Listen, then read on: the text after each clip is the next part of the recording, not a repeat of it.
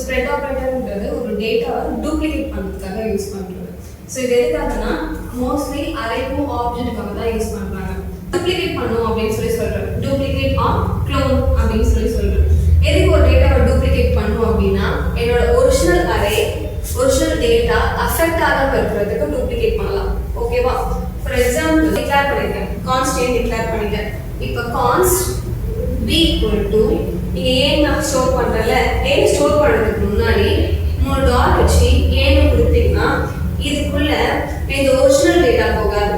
என்ன போகும் அப்படின்னா டூப்ளிகேட் தான் போகும். b கிட்ட ஸ்டோர் பண்ணி வச்சுக்கோ.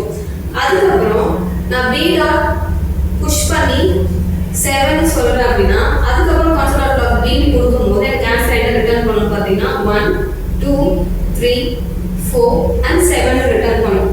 இப்போ ஏ பிரிண்ட் பண்ணி பாத்தீங்க அப்படினா ஆன்சர் வந்து 1 2 3 4 a அப்படின்னு சொல்லி நான் டிஃபைன் பண்றேன்.